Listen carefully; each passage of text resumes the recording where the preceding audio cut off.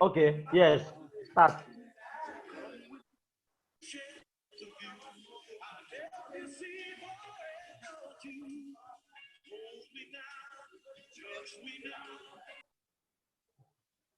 Go ahead, Kenneth. Okay. My name is Kenneth Obia. We're officially starting this second webinar of Clintonel towards bridging the gap between engineering industry and engineering education. So I worked at AE Funai as a lecturer in the electrical and electronic engineering department. So we are kicking off because there is no time again. It's already past 11. I will start by introducing the Clintonel CEO, Mr. Clinton Chukwueke, to give us the opening remark so we can kickstart immediately. Thank you, audience. Yes, good morning, everyone, and thank you for joining us. My name is Tochukwu Clinton Chukwueke, and I'm the founder of Clintonel Innovation Centre, CIC. CIC is Nigeria's first engineering tech hub, also known as a makerspace, where we provide training, mentoring, and equipment for young people to create innovations, develop indigenous products, and start up businesses and become entrepreneurs. Our vision is to build capacity in Nigeria for engineering innovation, indigenous product development, and manufacturing. And we are working towards a new Nigeria that produces what it consumes. Then the Engineering for Industry webinar is part of a project which aims to bridge the engineering skills gap between the academia and the industry. The goal of Engineering for Industry is to produce engineers in Nigeria who will be relevant in the industry, who will solve the problems of the Nigerian society. So thank you once again for joining us. And this Engineering for Industry program, E4I, is supported by the ACT Foundation and Engineering X, a program of the Royal Academy of Engineering. So thank you to the supporters of this program, to the panelists, and to the participants. So we'll have a very interesting and discussion today. Thank you. Yeah, thank you very much, Engineer Clinton. We thank you for that brief introduction. So I'm going to introduce the panelists, that's the speakers that will be speaking today on this particular event. The first speaker is Engineer Onyechukwu Okonkwo. She works with Nokia Networks. Onye, please, can we hear a brief introduction?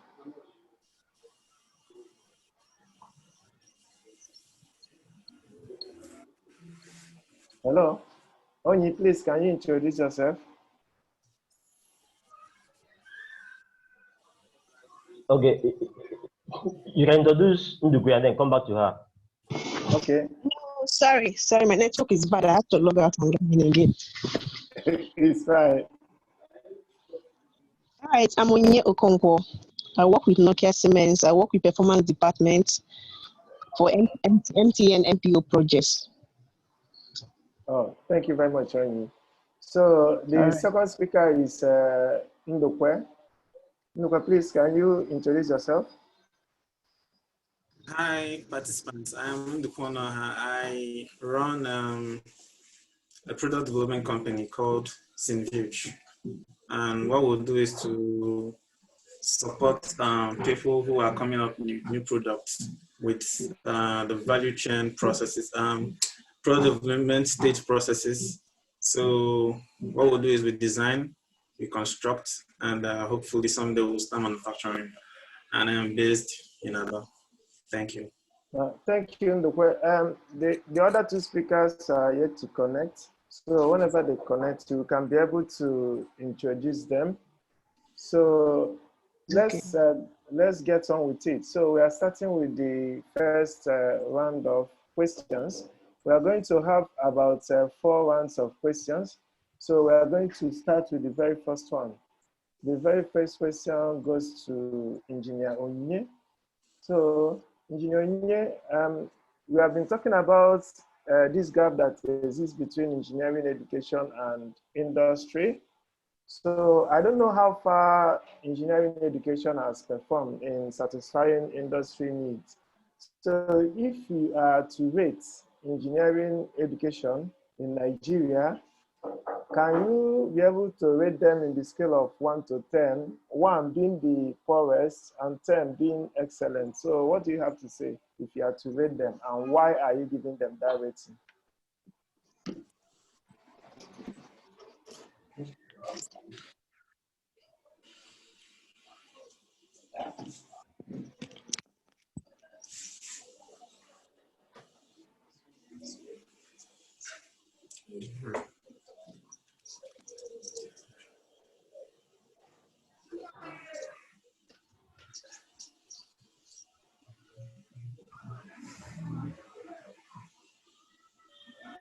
Hello, we were waiting for you.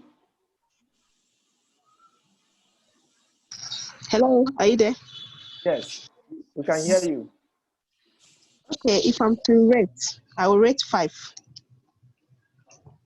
Why? Because I feel that the Nigeria engineering education, they are trying, but I think there is need for more improvement. I feel that the school, they are underfunded. They don't really have the laboratories, the infrastructural know-how to match their theories with their practicals. In as much as the government, I feel that they are trying so far. But I feel that the schools on their own part need to do 1 or 2 things. They need to create that synergy, build relationship between them and the industries. They need to partner with the industries, maybe the one within their vicinity or within their neighborhood.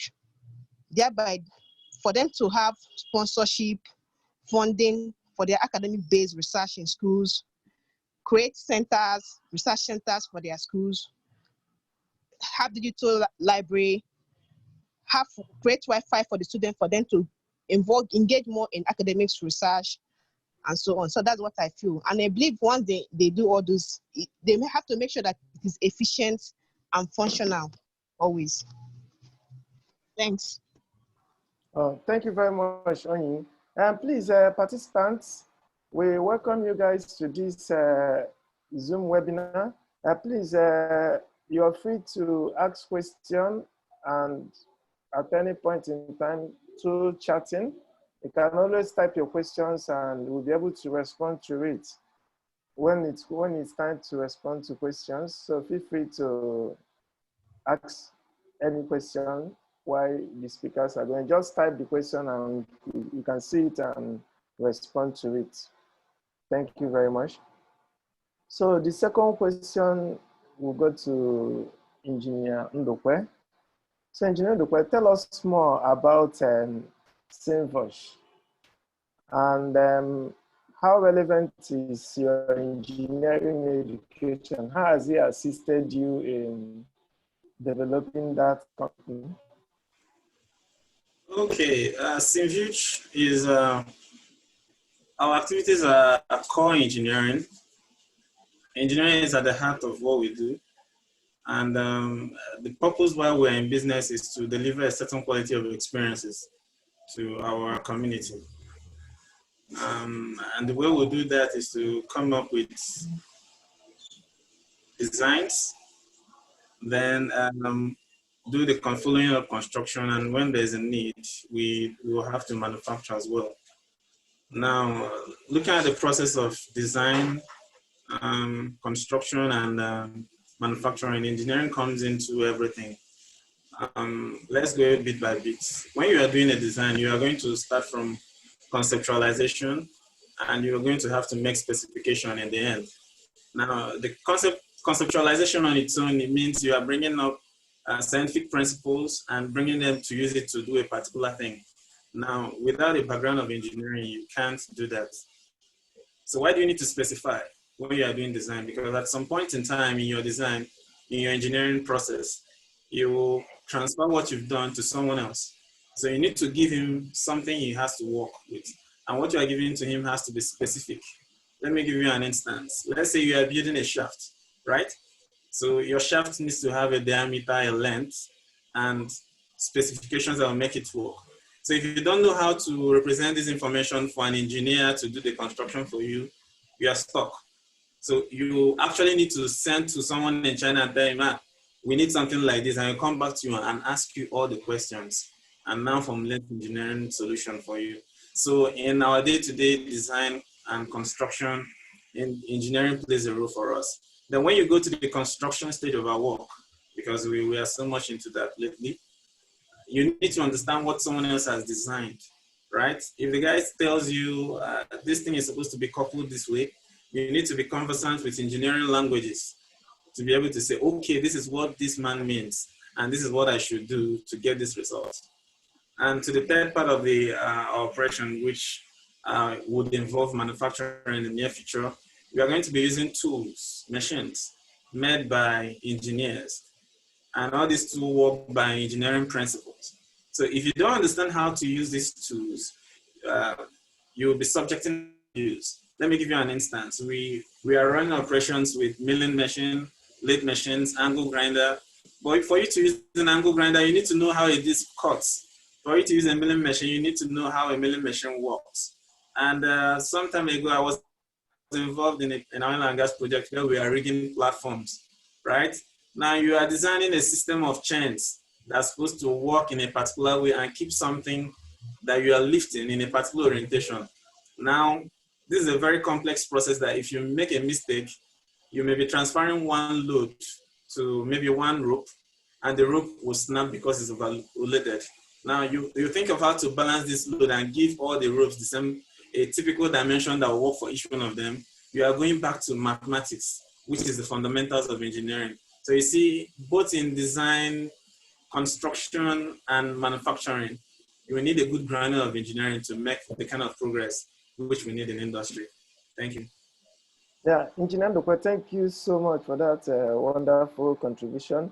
As you're speaking, Engineer Suji from AE Funai, Department of Electrical Engineering, just joined. Engineer Suji,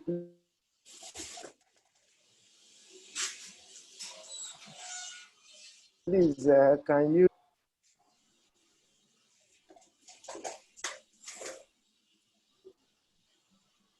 Hello, Engineer Suji.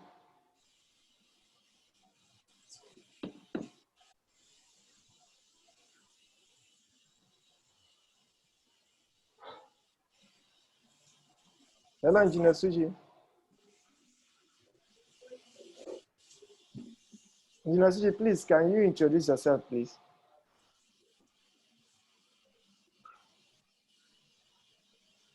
Hello?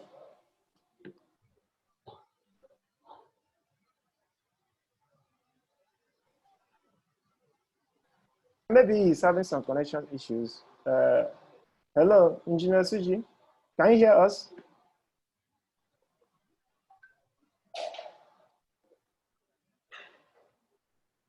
Hello? So please, can you continue with the questions? Then whenever he is able to join us. Yeah, okay. When he sort out his connection issues, we should be able to.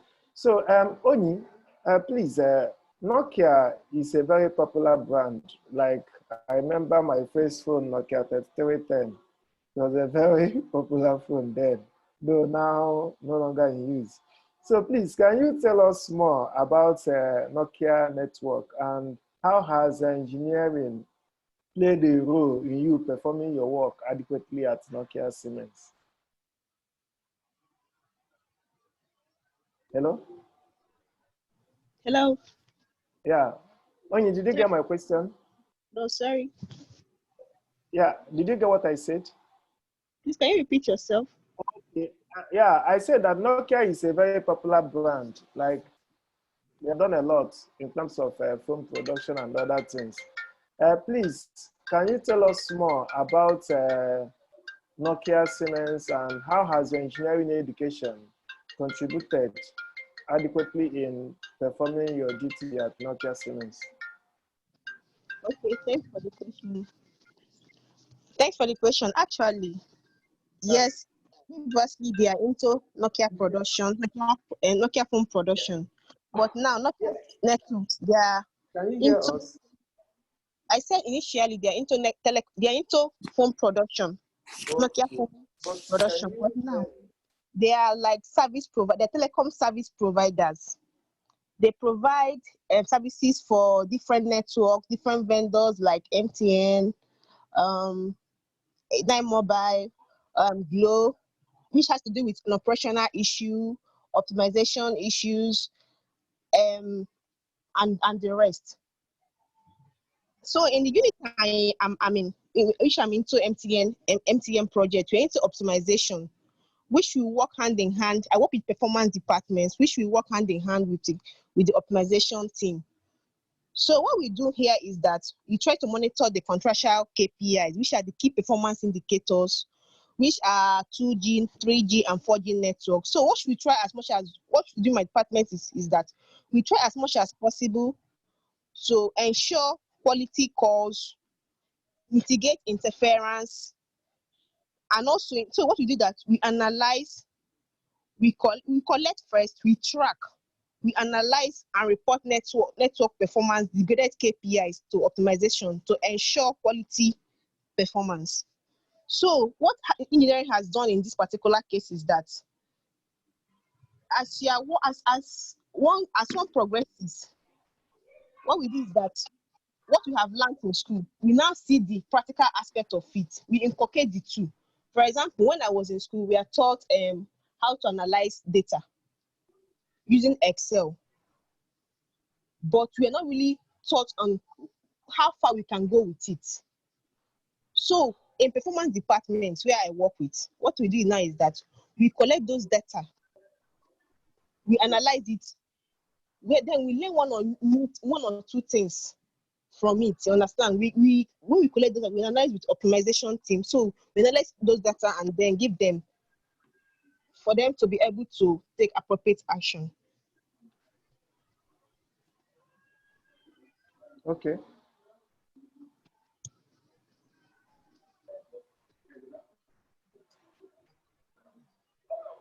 Hello, can you hear us now? Hello? Hello? We can hear you. Hello? We can hear you, Kenneth. Okay, good. So Onyi, thank you very much for that response. So from what you have said so far, we need to do more in engineering studies in order to be more useful to the industry. And yeah, okay, please, the next question goes to Engineer Ndokwe because Osuji has been trying to connect, but we have not been able to hear him so well. So, Engineer Ndokwe, you are going to take your second question. What industry relevant skills are lacking in your engineering education? I mean, is there any skills you think that is relevant to the industry, but you couldn't get that in the university? Can you tell us about that? Like, you already have a company and you are doing a lot, you have a lot of skills now. Some of those skills, I believe that not all of them you learned from the university. Can you throw more light on that, please? Okay, thank you very much for the question. First of all, I would like to acknowledge that we are really learning a lot from school. Our curriculum is equipped to show us a lot of things if we pay attention. So the other challenge I had at the beginning of my career when I started my youth service in a construction project, the first challenge I was hit with was I entered a project that was owned by an American company. And American companies, they don't do SI units. What I mean by that is that they don't do meters and millimeters. What you see everywhere is feet, inches. And it was like a very huge shock for me, trying to switch over from millimeters, which I'm used to feet and inches. So you see, there's a challenge of exposure of system of units to our students because everything we do is in millimeter. So even lately, some time ago, when I brought people into my team and I was trying to show them convert from SI units to imperial units, that is feet and inches, it was a very big challenge. Then I thought, had it been we were doing these things in university, it would have been much easier for us to make that switch. So one of the challenges that we experience as we make our transition into industry is trying to cope with different systems of units. And it's going to be very helpful if the school tries to incorporate these variations in system of units, so that when we have graduates, they'll be very grounded on how to navigate different systems of units, imperial and normal metric system. Then the second one is understanding how tools work, right? I told you, I've been into construction lately, and being into construction means you are going to use tools. Let me just mention a few of the ones I use. We use angle grinder, we use milling machine, we use lathe machine, we use all kinds of measuring tools, ruler, tape, combination square, and scribers and all those. Now, for someone to use these equipments effectively, you need to understand how each one of them work. Let me give you an instance. If you're going to use a hacksaw, you should understand which side is the forward stroke, which is effective for cutting, and which one is a backward stroke, which is more or less useless. If you don't understand the principle, you go working and you'll be wasting your strength. And if in future you are in position to supervise someone to use these tools, you'll be watching the person waste company time and waste his own energy and think he's working very hard. But meanwhile, he's not working efficient. So if you have a good understanding of how a particular tool works, it's very critical. That's why our students need to be exposed more to practical, so that when they get to field, they will be able to use this thing very effectively. And even if they can't use it effectively because perhaps they don't have a practice, at least they have a foundation on which to base and say, okay, this thing works like this. Maybe with time, my hand will get used to it, which is a good starting point. So we need to help our students understand how tools work. The other place we'll go into is what I call creative visualization and performance mapping. So what's creative visualization? Like if you're trying to call up a new solution in the industry, right? Let me give you an instance. Someone walked up to me some time ago, like a month ago. He wants to run operation with one of the assets we have, and he has a challenge. So we worked out the economics of the operation is not going to be a win-win for us. So I told him, why don't you calm down? Let me design a system for you that does this thing. And the guy says, okay. Now what I did was to take up principles from the equipment he wants to lease and come up with a different solution for him and bring him up to review it. And he reviewed it and said, this is okay, but I want you to make these changes and these changes. Now, that's where we should be going, where we can look at a challenge that someone is facing and we'll create a solution for him. But you can't do that if you can't visualize something in your head. So you need to understand how mechanical components work, not just for passing exams, but for the purpose of serving humanity. Then you also need to understand what we call performance mapping. Performance mapping is, let me give you an instance. If you are supposed to climb a house and the builders of the house says, okay, we don't want you to be climbing stairs up and down. We want you to use a lift. Now, there are different ways of making a lift to work. You can use a pulley rope system that pulls the pulley up and lets it down. That's one solution. You can use a different solution that uses magnetism and takes it up, whichever way it takes it up. And when you're looking at all these systems, what should come into your head is which one performs better. So these are the skills our students should be equipped with, so that when you bring out a product and someone else is bringing something else from China, you should be able to compare and perform very well, because no one will come to you if what you give to them doesn't work well, all right? And nobody will even give you opportunity to do a second time if it doesn't trust that you can do something that works very well. So our students need to be guided to effectively, creatively visualize and be able to evaluate the performance of what they are visualizing to be sure that what you are churning out to the public is very good and can stand the test of time. Then the next thing I want to talk about is CNC programming. Yeah, I've had someone come to me telling me, man, do you know the CNC machine I saw in Tochukwu's lab is what is inside my school lab, but we don't use it. In fact, I had no idea that that machine is actually the CNC that we were talking about.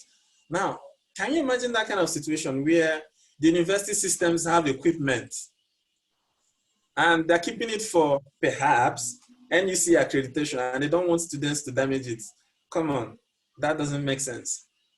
Our students should be exposed to use these machines, right? We should be exposed to use CNC. Those are the cutting edge tools of nowadays. Our students should be able to understand how to program a CNC operation and it should work very well, right? And they should be allowed to use the machines as well. I heard that there are some universities in Nigeria that have those machines and they're working and people can come and lease it and work, which is a very good thing. So if a university has a cutting edge technology within its reach, it shouldn't be stored for NUC. That doesn't make sense.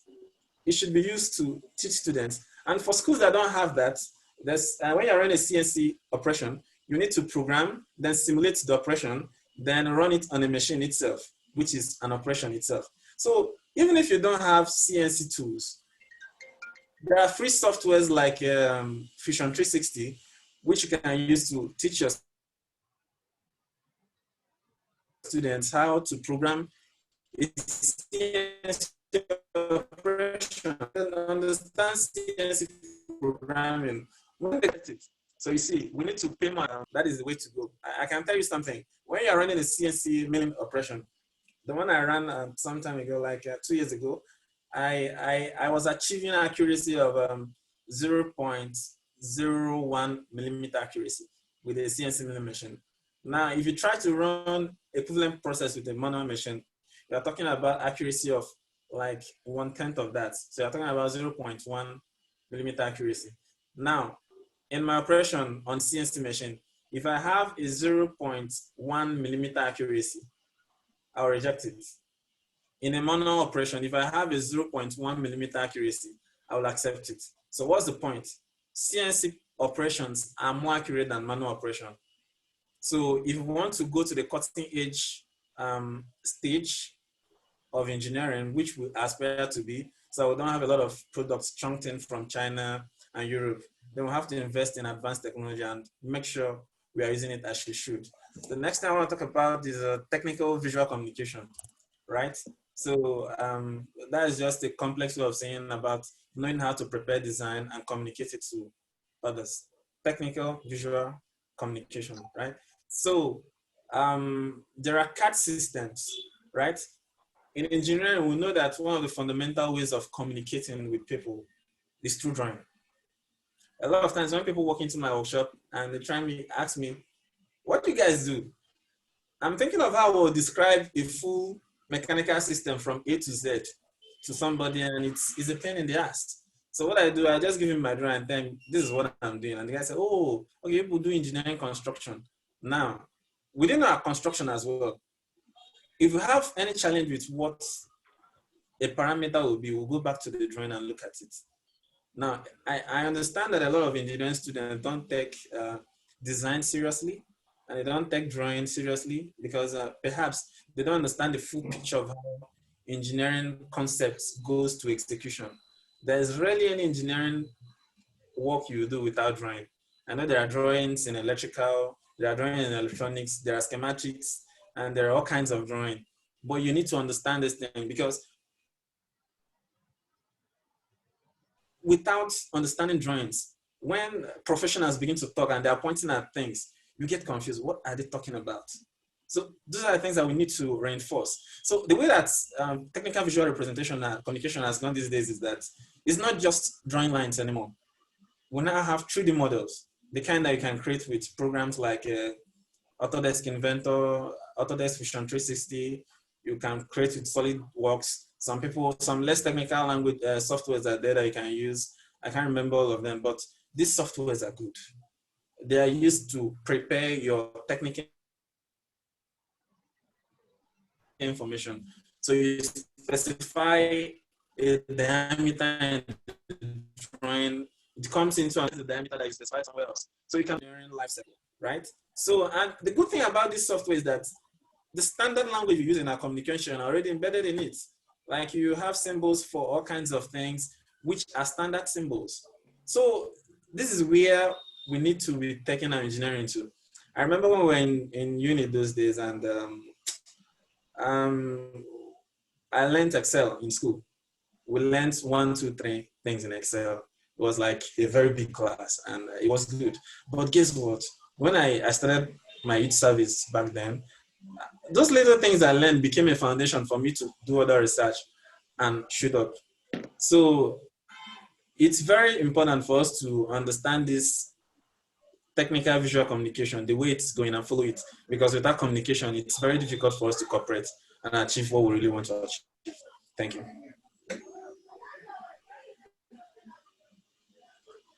Thank you very much, Engineer Ndokwe. That's very great. So this software you mentioned about, I hope if you can make it available, if you have some for our university, that would be great. At least so that they will start learning things that industry really need. That would be very nice. We'll talk about that one privately later. So thanks a lot. Engineer Suji seems to have joined. If he can introduce himself now. Engineer Suji, please, can you introduce yourself? Hello. Engineer Suji. Hello, good morning. Engineer Suji. Good yes, morning. good morning. We can hear you. Good morning. Can you hear me? We can good hear morning. you. Go ahead. Please introduce yourself. We can hear you perfectly and clear. Yeah. Hello, good morning. Please do introduce yourself. Can you unmute your voice? It seems to be unmute. That's down. You see unmute. You are muted, Osuji. Can you unmute it? Okay, I've done that. Good. Yeah, it's good now. Yes. Go ahead. Is this?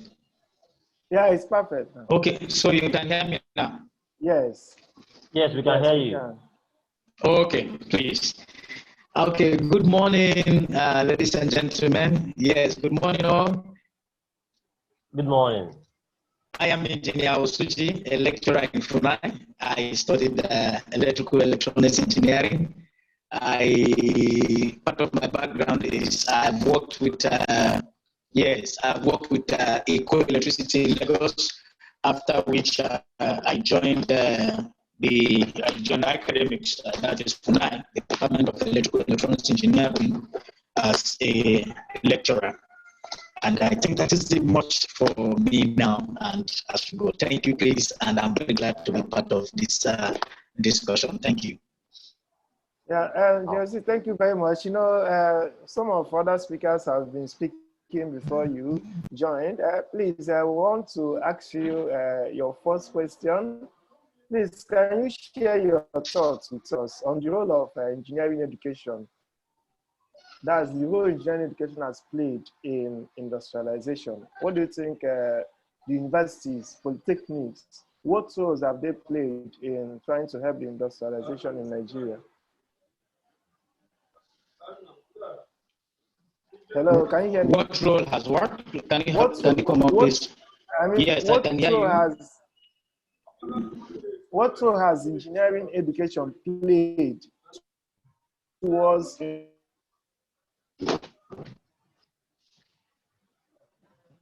industrialization? Where engineering has studied. Please, can you tell us the role they have played towards industrialization? Okay, the role that engineering has played towards industrialization, that is here in Nigeria or globally. Okay. Exactly. Hello, I can hear you very well. Yeah, yes, in Nigeria. I can hear you very well. Yeah, in Nigeria. Yeah.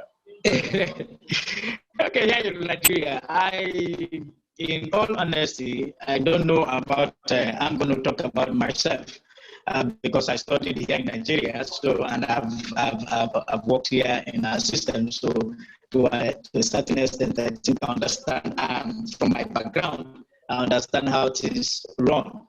I can tell you strongly that myself, what I know today, as far as the technical knowledge is concerned, is not something I acquired from the university. It's something I acquired while working in the industry. The university actually has tried in terms of feeding us with the fundamental theories that you need, the fundamental theories that you need to get you equipped to perhaps work or be taught in the industry when you get in. Because I can tell you for certain, with all the theories that you have acquired, if you get to the industry, you will need to be taught. You need to be taught regarding what you can do, So, but if I look at your question from what you said, the role engineering education should play in industrialization, which is where I want to look at. Yes, very strong. They have a very strong role to play in terms of creating this awareness in the heart of the student, which is one of the things most of us really get. Entering the university, I entered the university, okay, want to study electrical engineering. And you know very well that when we talk about industrialization, we're looking at trying to solve problems in a larger scale. First and foremost, you can't be talking about solving of problems in a commercial scale or in a large scale when you don't even know how to solve your problem from a very little scale, or you don't have that problem-solving desire in you.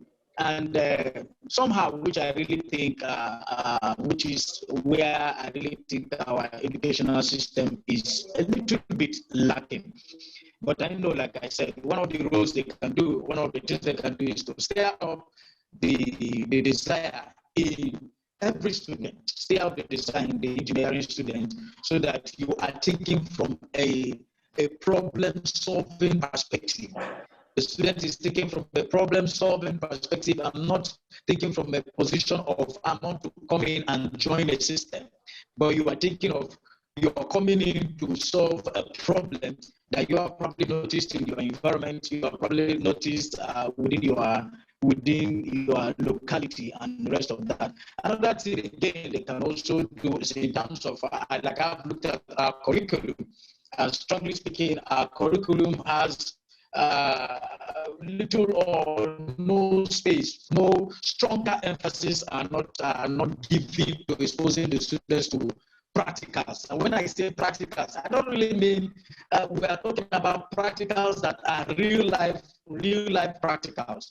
Now, for instance, for those of us who are in power, for myself who is in power, if you look at what one thing that is reigning today, we look at there is a shift from other sources of power to solar energy generation. So imagine if we have a practical where our students from, say for instance, year 2, you begin to introduce that students. In fact, construction should not be something the students should even be doing in a final year project. Students from their second year should start doing things around that area. We should have our students being paired together so that before the student gets to third year, we should be talking about a larger and a bigger project. And okay, imagine that if in a country like Nigeria to this moment, we still have a situation where we still import rechargeable lantern, rechargeable phones, rechargeable touch lights. These are very little things that one can really begin to think about. And you know very well that this is just small infrastructure. You just get back and just do little things, and we can begin to do. So when we begin to make our teaching pattern, that is the lecturing pattern and everything that we're teaching, begin to center on what can the person do at the end of perhaps the end of perhaps the end of second year, so that the person can come out with something. So that I don't take us too far, I want to give us an instance. If you pay attention to medical students, what is the difference between an engineering student and a medical student? Can you see that it's very, very difficult for you to have a medical student who comes out of the university and begins to look for something to do? Immediately the medical student is coming out, you have something. You really know something to do. At least there are basic things you can do that has to do with the practical. And what happens in the medical studies? They start from beginning when the student comes into the university. They start from your second year. You start introducing you to practicals. Now, where am I also coming? Imagine if we start a situation whereby we also create, even in our workshops, that the student have something that you can say you were able to design, you were able to come up with by the end of your second year. And by the end of your third year, you also have another design. By the end of your fourth year, and so that by the end of final year, we have students who come out, they are not going out to go and look for a job. We have students who come out and you are able, if not for any other thing, you can do solar lighting installation. Some we can even have some who are already interested in looking at the best way to improve solar panels, because having done some practicals all through while you were coming up, you have seen some deficiency in the panels, you have seen some deficiencies in the batteries. So we are looking at which are the best ways to improve the designs of these things, so that we can get, maximum output and maximum utilization of them. So it's going to help.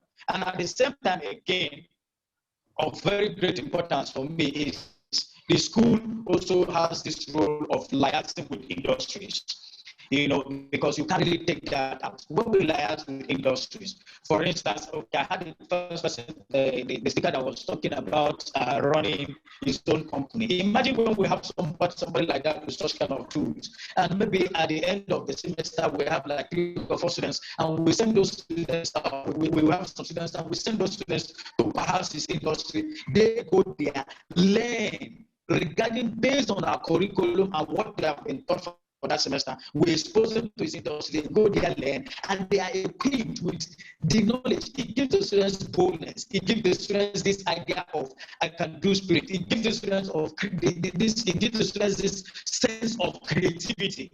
So that student is coming out and thinking of how to what? Create a solution, thinking of how to solve problem on a large scale. And that is the industrialization we are really talking about. So, and at the same time again, something I also know the institution have to do, because the truth is that you cannot give what you do not have. I started by citing an example with the medical schools and how they do. You rarely see a lecturer in the medical.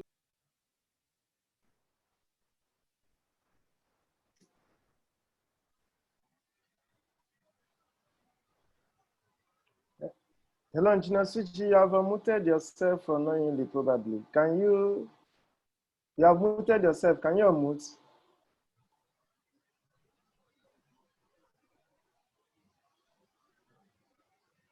Hello?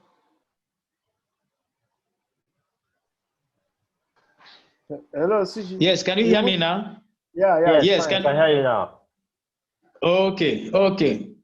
Okay, thank you. So I also, when I started, I also brought in this, I looked at medical doctors and their training pattern. When you look at the medical doctors, you'll be very, very sure that most of the lecturers who are lecturing them are not novices to medicine. But when you look at in the case of my own side, when I was trained as an engineer, I know that most of my lecturers don't even know, they don't even know what they are saying, because they end up is just about something you read. You just read it from the book. You've never even seen it yourself. You don't even understand it. You don't even believe it. So you just read those things. And these things, they also reflect in their testing, in the testing of the students. So because you end up at the end of the day, rather than test the students on, based on understanding, because you have seen how the thing operates and how it functions and how and what is expected out of it, you are testing the students based on the ability to cram a definition which doesn't help anybody and it doesn't solve any problem anyway. So I am also seeing that it's also important also that the lecturers at the same time equip themselves technically by exposing themselves. Like for instance, I've talked about the first guy, the guy who just spoke now, who told us about his industry. We can have lecturers first and foremost pay visit to that place, have their hands-on experience on those things, try to look at those things, compare them with what you even have now in the textbooks. And I can tell you that some of these things there have been an adjustment in most of them. There have been some changes in most of them, both in the technology in the ideas, in the designs and the rest of that. Pick them and have a first hand. So when you get back to classroom and you are teaching these students, you are not just teaching these students what you read from the book, you are teaching these students what you know. Because like I said, if you compare them with the medical schools and see how medical doctors are raised, you can be you'll be convinced that the lecturers who are lecturing them are also doctors themselves. That is to say, they can also attend to patients. They are not people who don't understand what they are saying. They are not just saying something they are saying something. So you see, these people are well equipped to really train people who can come out and man the environment, who can come out and also start from where they stopped and move even ahead. So I'm also believing that the lecturers at the same time have their own role to also ensure that they equip themselves technically, even though you're not practicing it, but have that technical knowledge, have the full background of that knowledge. So when you are teaching the students, you can teach the students from both the theoretical part of view and join it with the technical knowledge. You join it with technical knowledge so that the students are able to pick it. I'm going to tell you one experience I had when I entered NEPA. And one of the strongest experiences was I met some people in NEPA. These guys are graduates. They've learned this job in NEPA. They understand this job and how it's done. But because they also came out from the university where there was a disconnection between the theory and the practical, as soon as I came in, they said, my friend, you have to throw away every theory that you have gathered and just take in just take in these things we are giving to you. And I know truly it's not true. Because I know you can't throw away completely the theory. Ohm's law is Ohm's law everywhere. It has not changed. The formula for power is the formula of power for everywhere. It has not changed. It is still the formula of power. So I just said, okay, no problem. I accept what you are saying. But at long run, I started discovering transformer ratio is the same transformer ratio everywhere. So it doesn't change. But because there is this disconnection between the theory and the practice and the practical environment, so it appears as if there are differences. Now, the person who also took me also was able to only tell me about those theories. You do short circuit tests. This is what you see, series parameters, shunt parameters, and the rest of that. What is the interpretation of those things you are really saying? We just had it and we did all the whole mathematics and I didn't see the application. Now, getting into the industry and meeting my senior engineers in the industry who are supposed to link me also with what I've acquired in theory, they are telling me throw away everything. But it now took my own personal effort to begin to see how I link those things finally they are doing in the field with what we have. And finally, having created that link, I am back to academics now. And back to academics in a way that my teaching now, I want to now teach the students these things and make them understand that there is no difference between this thing and this thing. And this is how to get the link, to awaken their mind so that they get to even appreciate engineering as a course. They get to appreciate what you are teaching as a course and they get to enjoy it as a course and begin to see how they can contribute to what have been learned, because this time around they have been able to get it from a point. You are not teaching them to examine them on some theories that you want to see how they understand definitions. I'm not teaching you that. I want to see how best you understand these things I am passing. So I am saying this because the educational system, the school system has a very, very vital role to play. One, in ensuring that the students are impacted in such a way that there's this law of this awareness, this push, this drive in them to think deeper and reflect deeper into what they're expected to know and what they are being taught, and also to also expose them practically, bring them into practical classes, practical knowledge, expose them, also send them to industries where they can pick some of this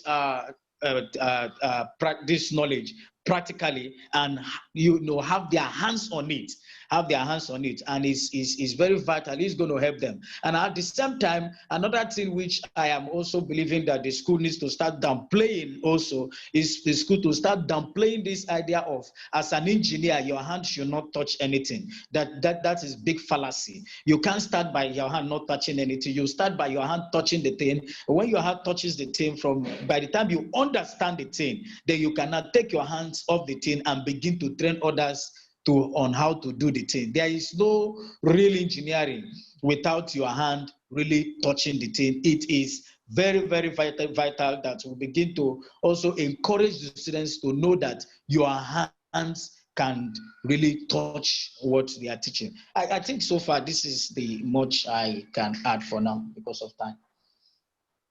Thank you, please. Yeah, thank you very much, Engineer Suji. Please, to all participants, I can see some hand raised. If you have any button and A, you can use it to ask your questions. We are going to take one more question, then we can then attend to questions from the participants. I see some questions. Have one more question, then we can look at participants' questions. So, Engineer Ndokwe, can you hear me? Yes, I can hear please, you. Engineer Ndokwe, can you hear me? Oh, yes. Good. Thank you very much. Please, what role do you think industry can play to improve the skills of engineering graduates? I say, what role do you think industry can play in order to improve the skills of engineering graduates? Okay, thank you very much. First of all, I'd like to acknowledge what Mr. Siji was saying. I really admire your strategy, your teaching strategy. I just wish all the lecturers will adopt your strategy to really help a lot. So back to the question. Some of the things that we could do to improve the standard of Thank you so much. around. Thank you. My pleasure. So some of the things we could do is to build bridges like this program, right? There should be more of this kind of program coming so that students can get to hear opinions and learn from experiences of people who are already practicing, right? It should be as random as possible so that you bring a very good mix of experiences. So just like as I'm speaking today, when someone is organizing this program someday, it should be someone else that has a different opinion from me, bringing on a fresh idea so that by the time this random information is coming from the industry and going back to the academia, you begin to see a balance in the way that people in academia are thinking, and that will be very helpful. The second thing is I think there should be more internship. Internship should be more intense than it is. There's a trend now that someone was telling me he told one of his friends studying engineering. I was asking him, what do I do during this coronavirus period? He told him, my friend, go and work in a workshop. The guy said he doesn't have time for that. So he doesn't like working in a workshop. But this is where you are going to gain some background in engineering. I remember a brother-in-law of mine telling me that he worked where during his IT, he had an experience with a refrigeration company. It's a small one, but then he understands that properly now. You get? So there's a need for more internship. Then there are times when organizations will not want to take interns. Yes, they will not want to take interns because of the responsibilities associated with it. Now, it could be because the organization doesn't like having interns that it will not pay, it will not be able to cater for. But then there are actually times when people just want internship, not for a neck killing fee, right? The guy just wants to learn. So organizations should be able to pay attention. You understand? Industry should pay attention to students who really want to learn, not just they're looking for where to earn quick money for the rest time, but you want to learn. So you put on things that will enable them learn, which is a very good thing. So that if the person can fund his his activities around, he will have opportunity to learn. So if the person agrees to unpaid internship when you cannot pay, industry should give the student an opportunity. That's a good thing. Then the third thing I want to talk about is, you know, the way organizations are run is that the more structured an organization is, the better for it. So some very structured organizations reserve roles. Like this kind of role is supposed to be attended by an engineer with 5 years experience, which is good. This kind of role should be attended with engineer with 2 years experience, which is good. But there is also a need for there to be roles that will be attended by engineers with -3 years experience, right? What is -3 years experience? It means you are an undergraduate.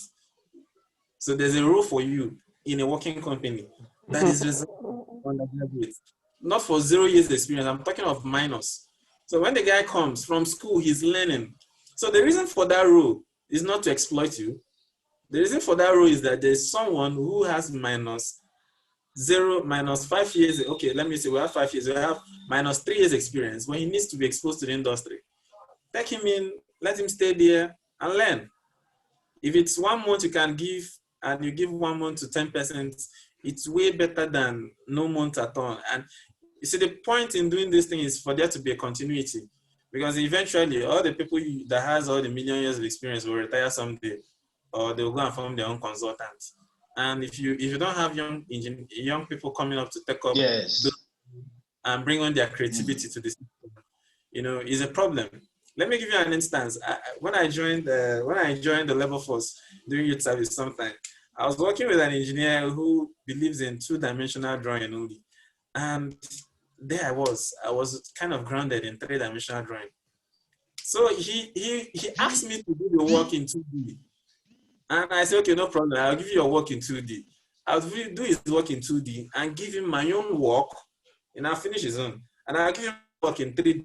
Now, let me tell you the other part of the story. When I was leaving, 9 months at the end of my service, because we didn't start, my effective service month was 9 months, because the other 3 months we were waiting for company to finish up their administrative stuff. When I finished 9 months, on the 9th month, I went for a seminar. And this same person that told me, that insisted on 2-dimensional drawing, will not give somebody a drawing until I come back. And if he gives you the drawing and I come back, he'll take the drawing from you and give me to finish it up. Why? There was something fresh that this young graduate was bringing from university, which you don't know, even though you have 20 years experience, right? So we have young graduates coming from school with creativity, and you just need to guide them and they'll bring it out. Smart people. So we need to reserve rules for these guys so that they'll have somewhere to express and grow in their capabilities. The fourth point I'm going to stress is on collaboration between institutions and the academia, right? There are sometimes you are doing research and it's going beyond most of the things you know in practical, and you need someone that has a higher knowledge, right, on the fundamentals to share some knowledge with you. Like, it may just be an undergraduate they were gisting with. He'll tell you, what about this? Provided he understands what you're doing. He can be a PhD holder. But then it boils on you as someone from the industry to understand, man, okay, I think it's time I go back to the basics, right? Lately, I've been designing all kinds of things, belt, gear, and all that. And really, no one tells me to go back and take my machine design textbooks and check again. Now, if the problem persists, the next thing I'll do is to call somebody. I do that often. I've called mechanical engineers, I've called electrical engineers just to explain to me one thing I thought I needed to understand. So you see, when you have this kind of collaboration where you're in the industry, you have a challenge in the industrial execution, and you call someone in academia to help you in, you are trying to foster that, okay, what you are doing there is no waste of time. We actually need it here. So it's very important. Then the fifth thing I want to talk about is doing more works locally. I'm going to share an example to illustrate that, right? The more work you carry to China to do, the less work we'll have to do here. It's a fact. Let me give you an instance. We are designing a whole of system. And I sent a quote. I sent a request for quote to two companies that I found on internet, Twitter, and the rest of them. I found companies on Twitter, LinkedIn, and using Google. And I sent to two. And I got a quote from Germany. I got another quote from UK. And the ones in UK, they don't even trust Nigerians. They sent it through their partner to now call me, right? And these guys gave me a quote. And I looked at the quote. I said, wow, this is beautiful. This quote is beyond my project budget. So what's the next plan? I have to make it myself. So we'll start procuring all the things that they're going to procure. And we are determined to do all the things that we know they're going to do for us, right? Now, you see where this thing comes in. If I give them that work, I'll overpay. I'll still not learn how the work is done. And all the people that would have helped me to do that work in Nigeria will not do anything and they'll learn nothing. So today I'm planning on how to build a machine to make the belt I wanted to buy from UK and Germany. Yes, my quality may be low for the first belt I produce, but what makes you an engineer is when you do the first process, you look at it and you say, okay, these are the mistakes I made. Let me improve and do a better one the next time. My brother, that's what they've been doing in China. You remember the old technophone that sounds like an alarm, right? Whenever the phone rings, you know that there's a technophone around, very loud. Now you can remember, you know Yes, yeah, like now. Now, do you think they would have of course. without producing that nonsense that makes that noise, that kind of noise? So we need to appreciate we are growing and also need to do some works locally. By the process of doing these works locally, we'll get more people to work and we improve. And trust me, if Believe in ourselves. after like 10 years, they'll be wondering, when did you start?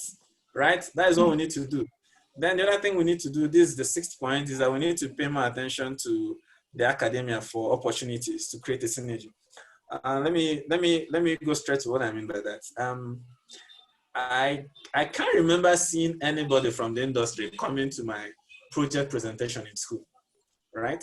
I mean, how can a school be doing project presentation by its final year and there are no industry members there? There's no Sinview, there's no Clintonel, there's no ExxonMobil, there's no Shell. I mean, there's no PZ, there's no Nigerian breweries. So who are you preparing to go and serve before? These are the stakeholders for all your efforts. They need to be there. It has to start with your, what do you call it? Project proposal, the one we call seminar, right? They need to be there and tell you, man, this thing you are doing makes sense. I think we've done this kind of thing. They can ask you some questions that will point you in the right direction. Then you start doing your project. When do you finish? They should be there the day you present it. When I say project presentation, I'm using it to mean the thing we call project defense.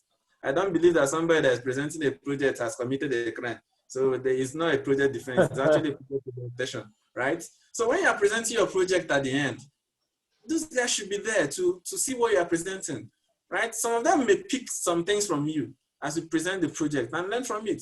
They might see one thing that is missing in your thing and tell you, okay, bring it.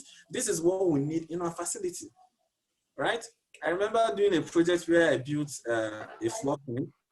And when I saw Toshku trying to install his machine and he was building a crane, I said, wow, this is interesting. We did this thing. But you see, having an industry person there where you are doing that kind of thing makes it more industry-like. So with this 6 point, I want to conclude what I'm saying. Thank you. Yeah, thank you very much, Engineer Ndokwe. That is very great. We're going to take some questions from the participant, then we'll ask Engineer Onye, we'll then ask her third question. The question we have for the participants, we have a question from James Iba Cousin. James Iba Cousin asked, what can you say about science practicals in the secondary schools? I think it is important to also look at that because it is the foundation where the students who are going into the university come from. But there is little attention on that. So, Engineer Suji, What can you say about James' question about secondary school practicals? What do you have to say about that? Yes. Do you think they're doing it the right way? Okay. Yes, thank you very much for this opportunity once again. One question like, hello, can you hear me? I can hear you. Yes, we Hello, can can hear you hear me?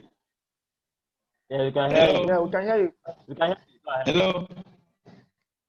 We can hear Okay. you. Okay. You know, yes. Yes.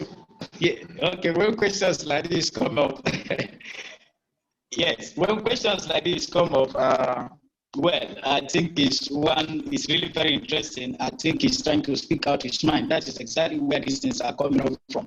You know, like I've always said, this whole thing, if you look at it strongly front and back, it still boils down and falls back to the teaching system. We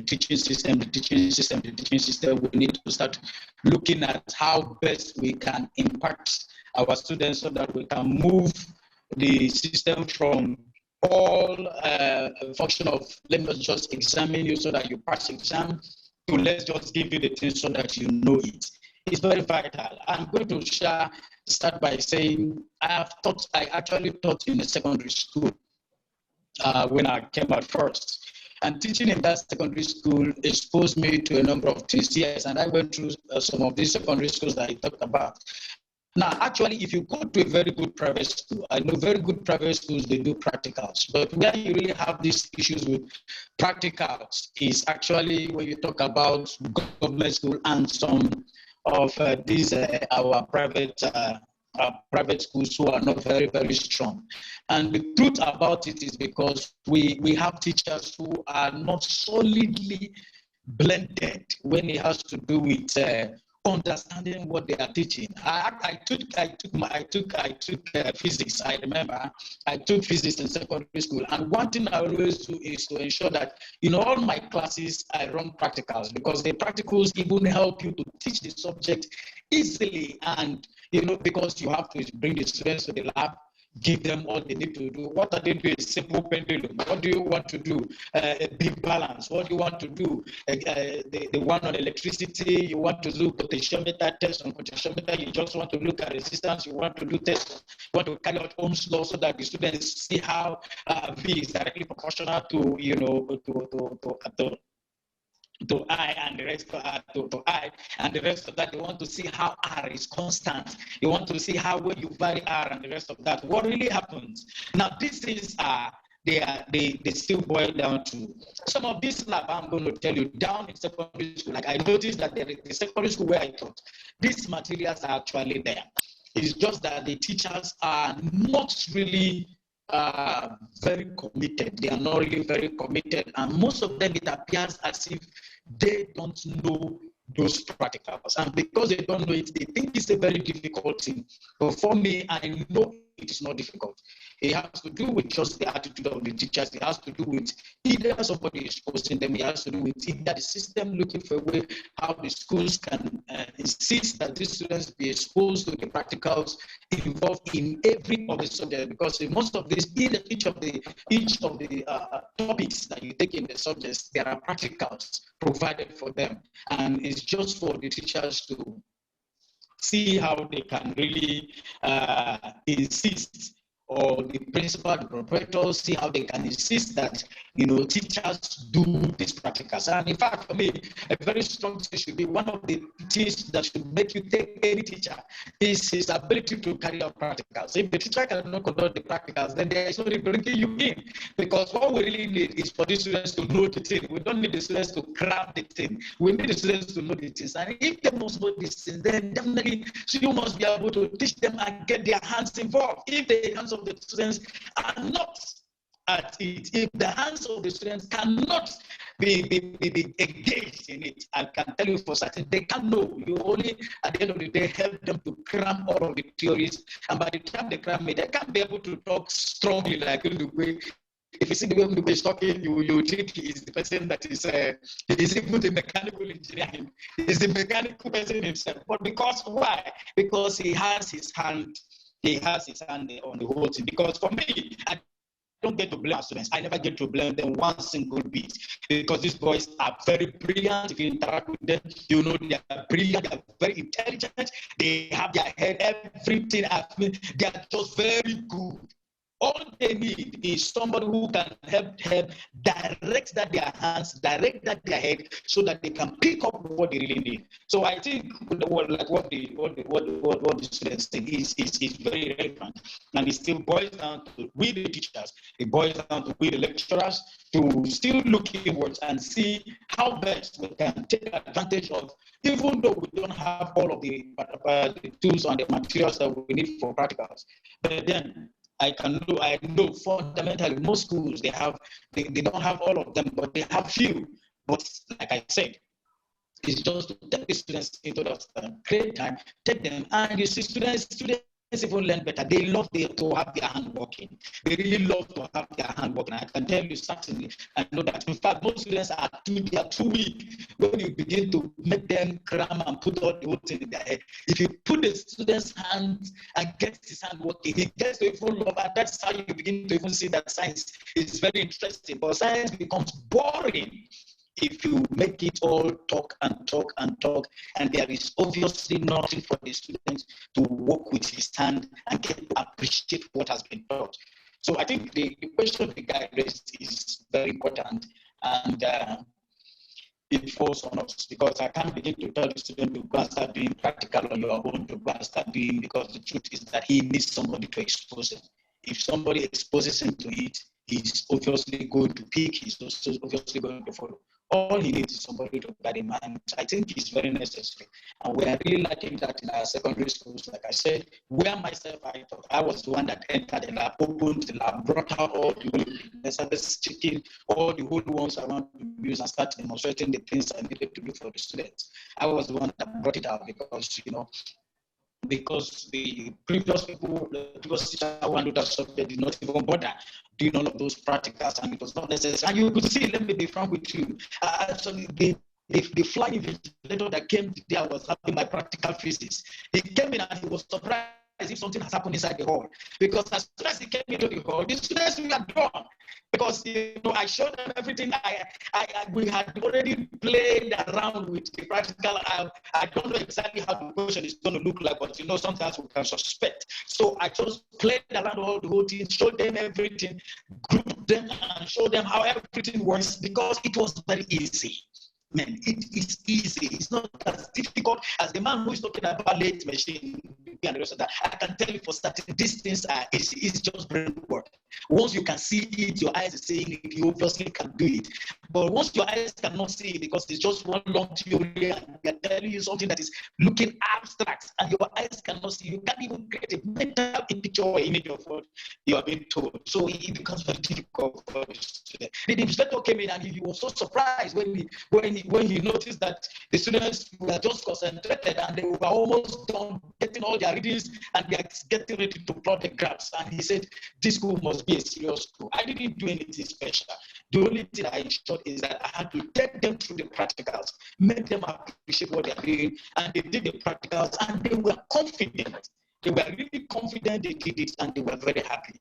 And it makes, like I said, it makes teaching very interesting, and the students get to enjoy it. So for me, what the student is raising is very, very essential. And like I said, it falls back on the system. It falls back on the teacher. It falls back on our willingness and the desire to really expose the student. But it also starts with the teacher. Do you actually know this practical? Because if you don't know it, you obviously cannot give what you don't know. And that is really where I really think somehow we still have some problem. Thank you. Yeah, thank you very much, Engineer Suji. This your talk actually reminded me why I was in secondary school. I remember our literature teacher, those in my class, go extra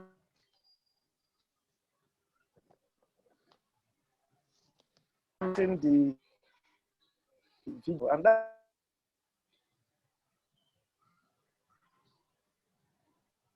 the articles are done explicitly. I believe it will really go a long way. Thank you so much.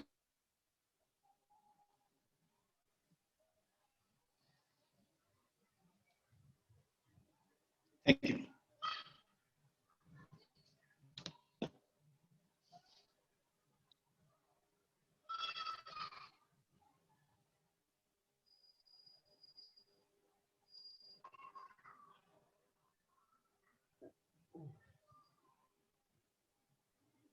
So I think we've lost Kenneth.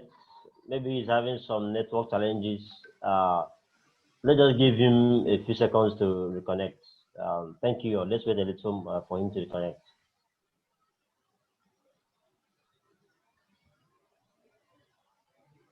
Okay, thank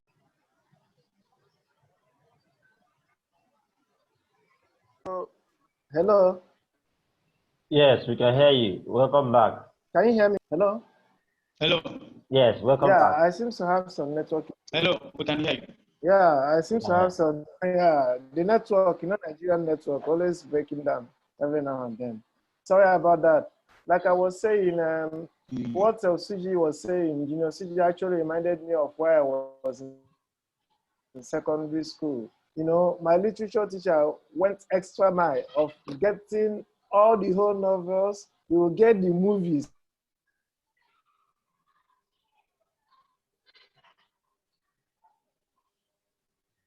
For them, how they were able to see. And to me,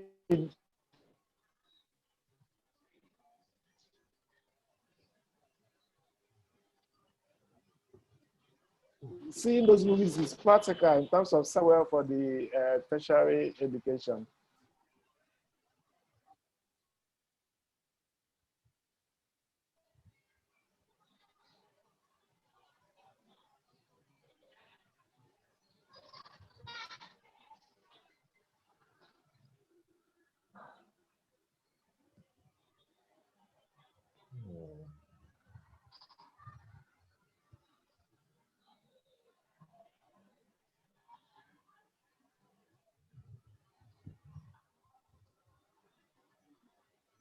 Question will go to Engineer Onye.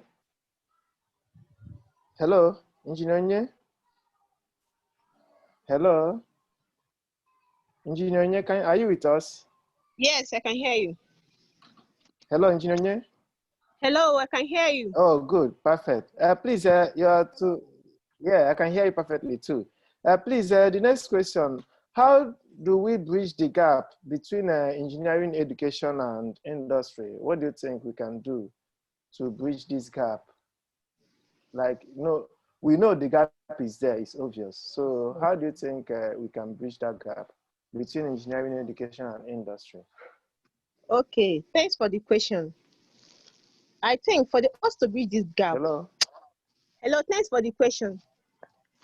For us to bridge this gap, I feel that we need to play a major role. Yes, we can hear you. Go ahead. Yeah, thank you very much. Okay, all sectors need to play a major role. The school, the industry, the students, and professional bodies. They need to play a major role in bridging this gap. As you all rightly said, you mentioned, as you all rightly said, for example, for the students, I feel that the students, they need to go extra mile. They need to be self-motivated. They need to learn beyond what they are being taught in school. Because if you depend on what lecturers have, what they teach in school, you find out that it is practically different from practical aspect of it. But there is a relationship between the two. So I feel that the students on their own part need to learn beyond what they are being taught in school, acquire skills. For every semester, like for me to go back, if I'm to go back to school, I think for every session, they need to go back and learn a new skill. Attend seminars, online seminars. Now there is YouTube, there is Google, there is Instagram, there is Facebook that they can learn a new skill. There's an academy there they can acquire one skill or the other. And also, they need to also engage in for example, do one or two certifications. Like when I was in my master's in school, I remember then there is this academy by Unilag students. They have this physical academy in which if then your second year you do one first course, this second course, for example, if people already in year 2, they already know what is called CCNA. They have not done CCNA. But why me that is already doing my MSc, I was like, what is CCNA? Because of my level of exposure at that time. At times, yes, school contributes to it in the sense that schools, some are located in the urban areas. They are exposed to all those things. Why people in the rural area, they are just limited. So I feel that the students need to go beyond normal. In fact, now there is innovations like online trainings that they need to learn. So I feel that if I to go back, I need to go back and learn more. But it's already late. I don't need to go back to square one, but I need to learn from it and also tell others. Once you're in school, go for online trainings. Go beyond that your own will, your own self will. Go to companies. They don't need to pay you. Go there and learn one or two. You just tell them, yes, I want to learn. Even if they don't pay you, go there and learn one or two skills. If, for example, like I remember then I was very small. I go with my mom to where she works. I would just if I don't understand one or two times, I used to ask her, please, what's this? She will explain. I'll go back and still Google it and find out what that thing is all about. Even though I did not really particularize those things, but at least I have an idea of what it's all about. Then also the school needs to play a role too. What they need to do is that they need to build that relationship between them and companies. For example, they need to partner with industries to have funding for themselves, create that competition between themselves. What do I mean by this competition? When there's competition within those students, for example, they give scholarship for outstanding students. So I feel that thing will create that stuff. Hello, can you hear me? Hello? Yes, we can hear you. Okay. So I feel that they need to partner with those companies. And also during IT Yes, training. I can hear you. I hear you. Okay. I feel that, like, for example, during my IT training. Okay, thank you. During my IT training, I have to be honest with myself. During my IT training, they never came, all those NYC IT personnel, they never came one day to know whether I'm doing I my can IT. hear you. Onyi. Okay. They never came one day to know whether I'm doing my IT placement or not. I feel that we are limited. Why won't they come and check whether I'm doing my, for example, a student can just get one or two things and write and give it. But at the end, the student doesn't really know what practical aspect of what he has been taught so far in school. So I feel that we're lacking in that area. And as well, I don't blame students actually. Some will go and look for IT placement, but they'll never find one. I feel that the school needs to take charge. They need to place students rightly to all those companies, partner with those companies, place them so that they will gain that practical aspect rightly. And also, the school also need to partner with those companies so that to have this laboratory capacity for students to engage more in practical aspects. However, for current bodies, actually, for professional bodies, for example, we have for engineering, we have current, we have NSC. I feel that they need to bring in policies that make sure that all students are placed in their IT placement rightly. For example, remember if you're a graduate now and you are for NYSC, going for your NYSC, now they are creating that policies that they must be placed in industries. So I feel that we need to create that also policy in schools now to partner with companies so that they'll be placed rightly. And also, I also feel that in terms of medical students, they are versatile in nature more than an engineering student. Why? Because during their third year, they go for clinicals. During their fifth year, they go for after their fifth year, they go for what they always go. They always go to this thing. They always go to they always go to ward round clerkship. So in this particular case, I feel that we engineers, we are limited. I feel that we need to engage those students, let them be going for all those things. For example, if it's one of their syllabus, even if it's 1 unit course, let them go to engage themselves with companies around them. So I feel that we are lacking behind. I feel if you are combining this practical aspect with what we have been taught in school, I feel that there will be that progress. Okay, thank you. Yeah, thank you very much, Onyi, for that response. That's very great. So we're going to take the second question from our participants. The second question for our participant we're going to take right now, it says, on the aspect of internship and industry, which ongoing for a while, I feel this exercise should be backed up with close or strict supervision to drive effectiveness. Please, Engineer Ndokwe, can you throw more light on that? Hello, Engineer Ndokwe. Hello? Engineer Ndokwe, should I take the question again? Okay, I will take that again. The question says, on the aspects, it's an anonymous question anyway from one of the attendees. He said,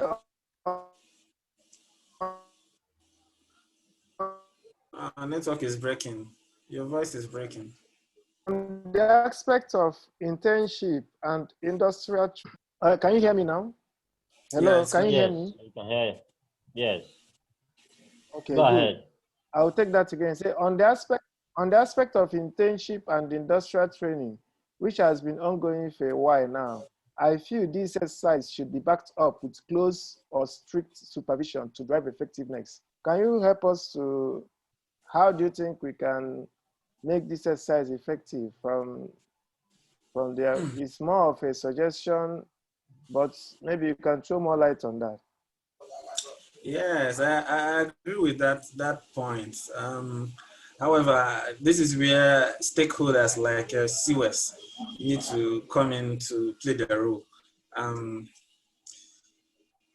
If you really want to force, right, to force students to gain the experience they need, then you should go around to supervise how they're doing it. But there's this another angle to it, right? There is a chance that a student, maybe an engineering trainee, maybe in an organization where the role that he's given to execute is not a kind of role that will help him to grow in his engineering career, right? So this guy goes for IT, right? And he's doing IT, but what is he doing really? Is what he's doing related to engineering, or did he leave engineering and start practicing marketing, right? You understand? So that is where the CWES need to come in to make sure that when a student is in an organization for the purpose of training, that the training that he or she is getting should be what he's supposed to be getting, not the other way around. So I agree with that opinion. It's very much in line. Thank you.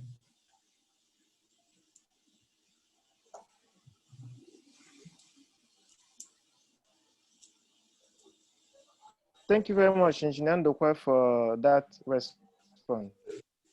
So our next question will go to Engineer Suji. Engineer Suji, can you hear me? Engineer Suji? Engineer Suji?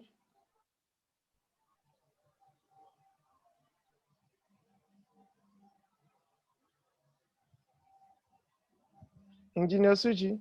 Yes, I'm in. Hello. Hello, Engineer Suji? Yes, I am here. Engineer Suji, can you hear us? Yeah, thank you very much. Please, can you help us Hello, throw Engineer more light on this question? It goes this way. You have worked in an industry Suji, for some time now. So please, can you tell us before joining the academy that from the industry, how well is, yeah, can you hear me? Yes, I can hear you, Engineer Ken. Engineer Suji, can you hear me? Yes, I can hear you. Yeah. Yeah, I said you've worked in the industry for some, yeah, I said you've worked in the industry for some time before joining the university, that's as a lecturer. Please, can you be able to tell us how well has Nigerian tertiary institution performed in preparing industry relevant engineers? Hello? Hello? Engineer Suji? Hello? So it seems she's having some network issues. So We could wait a little, or we could move to the next question anyway he connects. Engineer C, I don't know what did you get the question? Hello? Engineer C is not online. It seems as if our network has disconnected him. Yes. So, okay, let's take a question. Engineer Ndokwe, please, maybe you can take your fourth question. Okay. So, which other stakeholders should be involved in solving the problem? That's the problem that exists between engineering education and industry. So, which other stakeholders do you think that will be involved in solving these problems? You know, we agree there is a gap. And university lecturers cannot, fill in these gaps very well. So, is there any other stakeholder you think that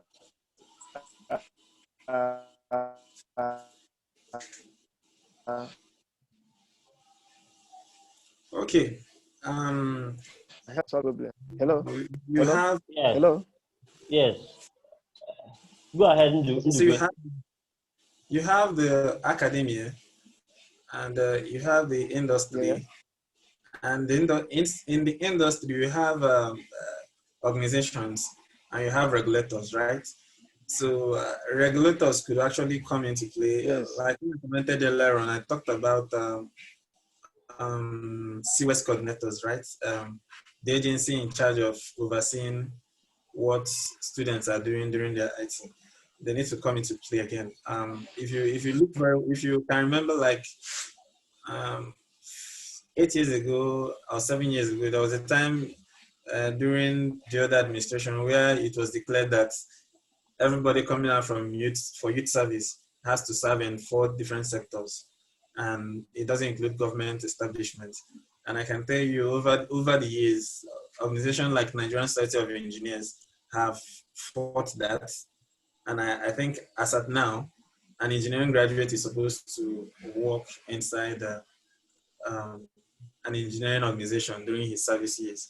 So organizations like Koren should have this in mind, because they're the ones that are going to regulate engineers eventually. So making sure that we have quality engineering is something Koren should be interested in. NSC is doing their own bits because it's an association of engineers too. So theirs is working well. Then Koren is doing theirs. And these are just the few I can remember, but it's an industry-wide thing. There's a responsibility that lies on government, which I think Koren administers. Then the other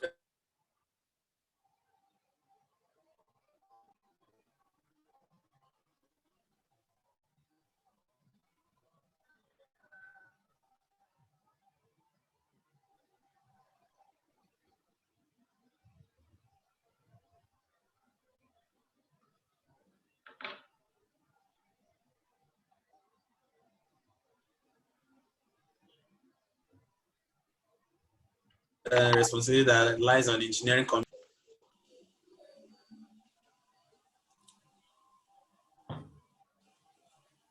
Are you there? I'm done. Okay, you're done. All right, thank you very much. The network seems to be breaking, so I didn't know when you finished. Thank you very much. Please, Oni, Engineer Nye. I can hear you. Thank you very much. Please, we would like to ask you another question. So we have been talking about this gap that existed between engineering education and industry. Please, can you help us to tell us how industry can help in addressing the situation? Do you think there's anything industry can do to help these engineering graduates that's in bridging this gap? Because lecturers are doing their part by teaching them. Yeah, what they're imparting on these guys are not enough. So is there anything you think industry can do in their own aspects in bridging this gap?